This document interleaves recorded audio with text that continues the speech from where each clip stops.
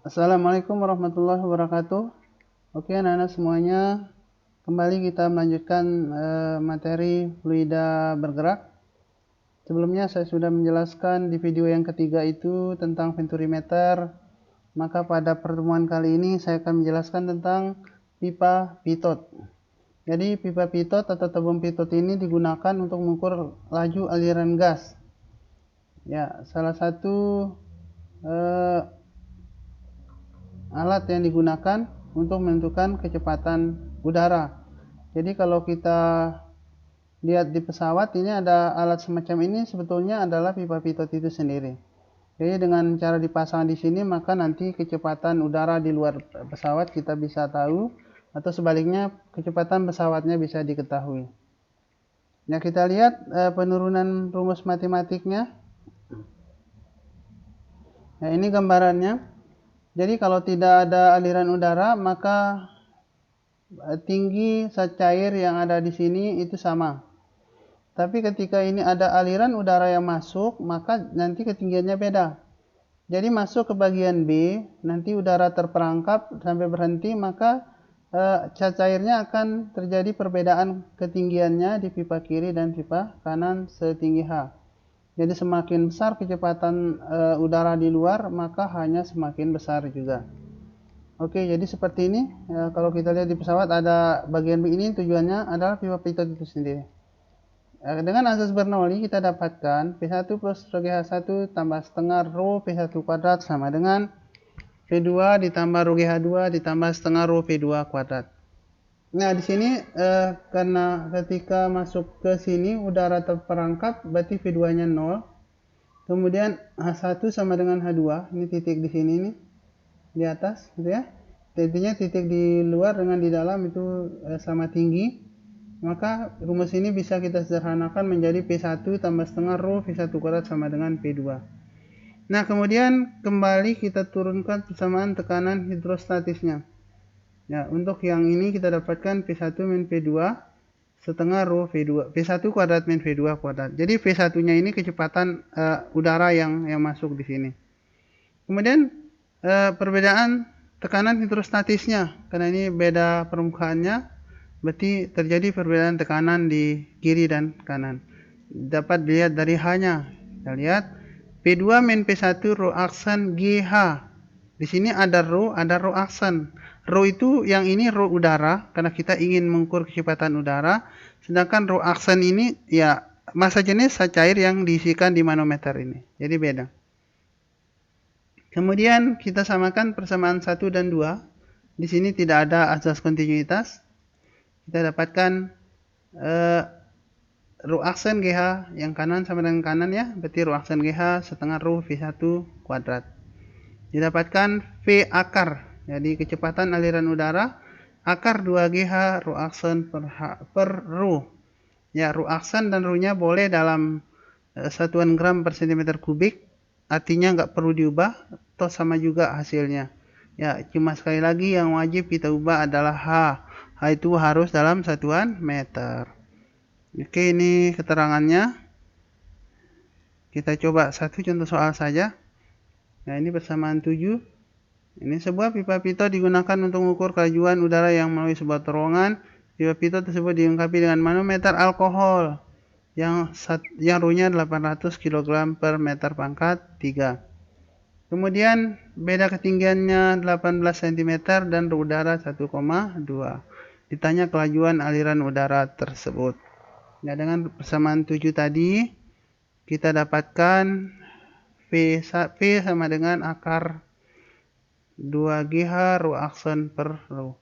2G-nya 10, hanya itu 0,18 dalam meter. Rho aksennya itu adalah rho zat cair, dalam hal ini adalah alkohol. Ya, 800. Kebetulan ini satuannya sama, tidak ada yang perlu diubah. Jadi 800 per 1,2. Dapatkan akar 2400, maka V aliran udaranya itu 48,98 meter per sekon. Oke, jelas anak-anak ya. Jadi sambil dipelajari. Kita masuk ke alat penyemprot bisa obat nyamuk, bisa apa saja ini. Jadi konsep kerjanya sederhana. Ini juga menggunakan azas Bernoulli. Kan cairannya diisi di sini bukan di dalam kan? Jadi ketika udara di sini disemprotkan, ya udara yang ada dan didorong gitu kan, maka di lubang kecil ini nanti akan keluar udara dengan kecepatan tinggi. Nah, awalnya sebelum didorong udaranya, tekanan udara di atas ini dengan di dalam wadah yang berisi cairan itu sama. Tapi ketika ini didorong, maka mengakibatkan kecepatan udara di sini di lubang kecil ini sangat besar. Nah, kecepatan udaranya sangat besar mengakibatkan tekanannya berkurang. Akibatnya tekanan di dalam wadah yang berisi cairan ini menjadi lebih besar. Nah, karena terjadi perbedaan tekanan, maka cairan yang ada di dalam akan terdorong ke atas dan ikut keluar bersama udara yang ada di dalam. Kira-kira seperti itu cara kerjanya. Ini juga menggunakan asas Bernoulli. Kemudian yang terakhir, gaya angkat sayap pesawat terbang. Ya, jadi sekarang itu jelas yang mengaturnya adalah mesin ya. Nah, kita lihat dulu bagian sayap pesawat, ada flap namanya ini. Kemudian ada slat atau aileron. Jadi yang hijau ini. Nah, bagaimana pesawat bisa terangkat? Jadi jelas gaya angkat pesawat pada kedua sayapnya harus lebih besar dari beratnya. Maka untuk pesawat-pesawat besar untuk sampai pada keadaan seperti itu harus menempuh lintasan yang panjang. Itu sebabnya kenapa di bandara yang kecil itu tidak bisa mendarat pesawat Boeing 737 ya, karena mereka perlu landasan yang lebih panjang seperti itu. Demikian juga ketika dia melepas landas, perlu lintasan lebih panjang untuk menghasilkan gaya angkat lebih besar daripada beratnya. Nah, bagaimana cara mengatur itu semua? Ya, jadi dengan diatur ini. Nah, misalkan ketika ingin naik, maka ini harus dikeluarkan. Ya, ini dikeluarkan supaya kecepatan udara di atas menjadi lebih besar. Akibatnya tekanannya menjadi lebih kecil. Jadi lebih besar tekanan di bawah sayap. Nah, demikian juga ketika pesawat ingin diubah arahnya. Nah, ini yang terjadi dengan cara dimiringkan begini. Ya, maka aileron yang ada di sini itu diturunkan, gitu ya. Ini dikeluarkan, ya. Kemudian ini dinaikkan. Ya, kenapa? Supaya di sini jadi dikeluarkan betul gitu ya. Ini keluarkan justru dinaikkan ke atas ya, sehingga tekanan yang bekerja pada sayap di sini lebih besar daripada yang ini sehingga dia miring. Ya, jadi tinggal diatur aileron ini seperti itu. Ya, jadi konsep sederhananya bahwa tekanan itu berbanding terbalik dengan kecepatan. Artinya kalau ingin tekanan lebih besar, maka kecepatan udara di atas harus lebih besar. Jadi dengan cara diatur posisi ini. Kita lihat persamaannya. Nah, supaya dia terangkat, maka gaya yang dari bawah ya harus lebih besar daripada yang dari atas. Dalam hal ini gayanya adalah selisih tekanan kali A. Nah, jadi kan tekanan F per A, maka dibalik gaya sama dengan, atau F sama dengan tekanan kali A. Nah, dalam hal ini tekanannya adalah selisih tekanan di bawah kurang tekanan di atas.